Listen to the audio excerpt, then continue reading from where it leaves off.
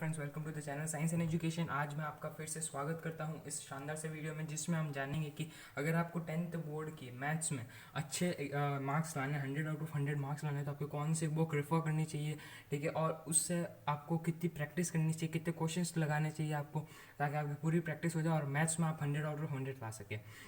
क्योंकि मैंने भी इन बुक्स को रेफ़र किया था, जो मैं आपको बताने वाला हूँ, मैं उनके रिव्यू करके बताऊंगा, और उससे मेरे को बहुत अच्छे मार्क्स मिले थे मैथ्स एग्ज़ाम में। सबसे पहले हम देखेंगे, सबसे पहले हर आप बच्चे से पूछेंगे तो एनसीईआरटी सबसे इम्पोर्टेंट है, ठीक है। आप कोई भी बुक करने से पहले एनसीईआरटी को पूरा सॉल्व कर लिए। अगर आपने एनसीईआरटी पूरी सॉल्व की हुई, उसके बाद आप कोई भी बुक को सॉल्व करने के लिए रखिए। ये बहुत ही पुरानी बुक है, क्योंकि मैंने बहुत पहले टेंथ बोर्ड दिया था। उसके बाद अगर हम इसमें स्टार्टिंग देखें तो कंटेंट्स आता है, ठीक है। इसमें real numbers, polynomials, pair of linear equations in two variables, quadratic equation और बहुत सारे चैप्टर्स पूरे अच्छे से इसमें कंटेंट का डिस्क्राइब किया हुआ है, ठीक है। उसके बाद जैसे अगर हम देखें तो चैप्टर की स्टार्टिंग में सबसे पहले इसमें थ्योरी दी हुई होती है, और थ्योरी देने के बाद अगर कौन से इसके एप्लीकेशंस है वो भी बताए हुए होते हैं।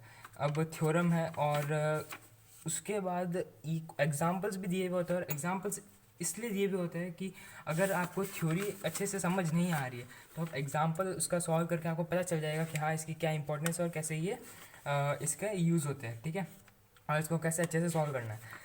मैंने इस पूरी बुक को अच्छे से सॉल्व किया था, उसके बाद ही मैंने कोई दूसरी बुक रेफ़र की थी।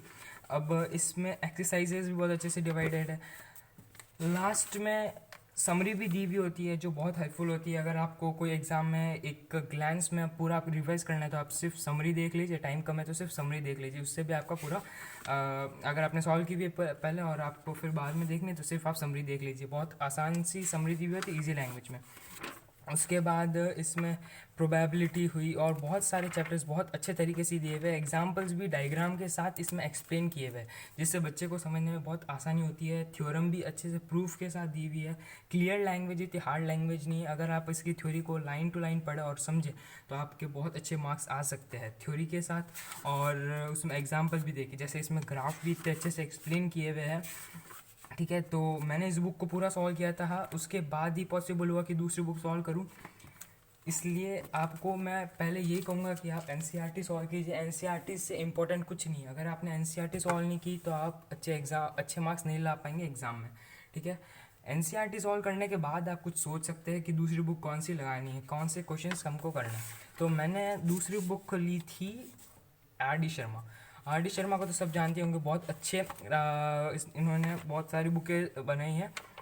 सिर्फ टेंथ क्लास की नहीं, नाइन्थ, और ये पीछे लिखा हुआ है सिक्स से लेकर ट्वेल्थ तक की मैथमेटिक्स की बुक आर डी शर्मा में मिलती है। और दूसरे एग्ज़ाम्स के लिए AIEEE और इंजीनियरिंग, दूसरे एंट्रेंस एग्ज़ाम के लिए भी आर डी शर्मा की बुक मिलती है, ठीक है। तो ये बहुत सारे इन्होंने ये बुक बनाते हैं, बहुत सारे बुक्स इन्होंने कंपोज किए।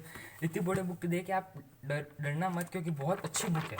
इसको सॉल्व करके आपको ये नहीं लगेगा कि बहुत बड़ी बुक है। इतने अच्छे अच्छे एग्जांपल्स है कि आप पूरे मैथ्स के अंदर घुल जाओगे कि हाँ, कि इससे ये कनेक्टेड है और कैसे इसकी एप्लीकेशंस हो रही है। इसमें भी थ्योरी, इसमें एनसीईआरटी से ज़्यादा अच्छे से थ्योरी दी हुई है। अगर आपने एनसीईआरटी की थ्योरी पढ़ ली, उसके बाद ये पढ़ी, तो आपको और अच्छे से जो कॉन्सेप्ट है वो एकदम क्रिस्टल क्लियर हो जाएगा, ठीक है।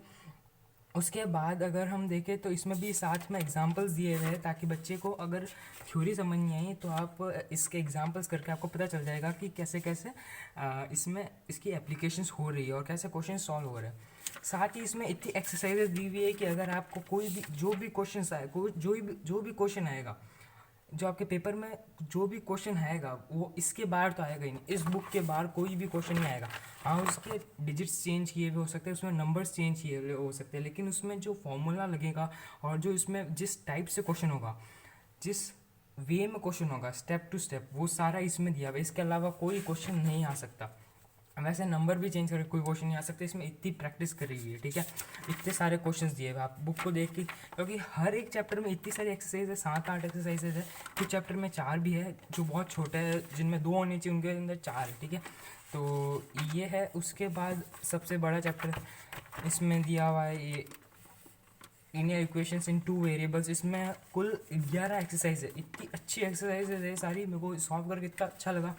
इसके साथ ही लास्ट में इसके CCE फॉर्मेटिव असेसमेंट आता है। इससे होता ये है कि अगर आपको मल्टीपल चॉइस क्वेश्चंस दिए हुए हो, तो उसको भी आप अच्छे से सॉल्व कर पाते हो। कोई कोई बच्चे मल्टीपल चॉइस क्वेश्चंस नहीं कर पाते, वो एकदम जो स्टेप बाय स्टेप जो क्वेश्चंस होते हैं उनको अच्छे सॉल्व कर लेते हैं। बड़े बड़े एमसीक्यूज सॉल्व करने में प्रॉब्लम आती है, तो उसके लिए भी बहुत अच्छी है। समरी भी इसमें बहुत शानदार दी हुई है, इतनी अच्छी है कि अगर आपको कोई एग्जाम में लास्ट में देखना हो तो आप आर डी शर्मा को रेफर करिए, उसके अंदर समरी में अच्छे से आपको दिया हुआ होगा। तो आप जैसा कि देख सकते इतनी बढ़िया इसमें थ्योरी दी हुई है। मैंने इस बुक को पूरा तो सॉल्व नहीं कर पाया था, लेकिन बहुत 3-4 सॉल्व कर ली थी मैंने इस बुक को, और मैं बहुत अच्छे मार्क्स आए थे मैथ्स में इसके कारण भी। सबसे पहले तो मैंने एनसीईआरटी को ही लगाया था। एनसीईआरटी को सॉल्व करने के बाद ही मैंने आर डी शर्मा को देखा। वैसे ये पुराना पब्लिकेशन है इसका, ठीक है, धनपत राय पब्लिकेशन है, और बहुत बुक इसने पब्लिश की है, ठीक है। तो ये इसका जो वर्जन है बहुत पुराना है, क्योंकि मैंने बहुत पहले बोर्ड दिया था, मैंने वैसे ही बताया आपको, बहुत पहले दिया था। लेकिन अगर आप अभी भी लेंगे तो इसमें कोई फ़र्क नहीं रहेगा मैथमेटिक्स की आर डी शर्मा में, बस बाहर का जो प्रिंट होगा वही चेंज होगा, बाकी एकदम सेम है। बाकी अंदर के क्वेश्चन इसके चेंज नहीं होते, 1-2 क्वेश्चन चेंज होते हैं, तो इतनी बड़ी बुक में 1-2 क्वेश्चन चेंज हो जाए तो कोई फ़र्क नहीं पड़ता, ठीक है। तो आप इतनी बड़ी बुक को देकर डरना मत। अगर आप एनसीईआरटी भी सॉल्व कर दो तो एनसीईआरटी की सॉल्व करने के बाद भी अगर आप एग्ज़ाम दोगे तो उसमें 100 मार्क्स आएंगे। लेकिन ये है कि अगर आप आगे की तैयारी कर रहे हो, अगर मैं आप 11th क्लास 12th क्लास में मैथ्स लेना चाहते हो तो आप आर डी शर्मा को रेफर करिए, इसमें बहुत अच्छे क्वेश्चन है, इससे आपकी प्रैक्टिस अच्छे से होगी और आप कैलकुलेशन अच्छे से कर पाओगे। साथ ही आपके दिमाग में थ्योरी जो होगी और कॉन्सेप्ट जो होगा इतना क्लियर होगा कि आपको एकदम क्वेश्चन जो होंगे वो आप इतने अच्छे से कर पाओगे कि कोई अच्छा, इससे अलावा कोई अच्छा कर ही नहीं सकता, ठीक है। तो इसी के साथ मैं अपना वीडियो ख़त्म करता हूँ यहाँ पर ही। आपका इस पूरे वीडियो को पूरा देखने के लिए धन्यवाद। मैं और दूसरे वीडियो लाता रहूँगा और आपकी हेल्प करता रहूँगा आपकी एकेडमिक सेशन में। इसी के साथ आप मुझे इजाज़त दीजिए, धन्यवाद।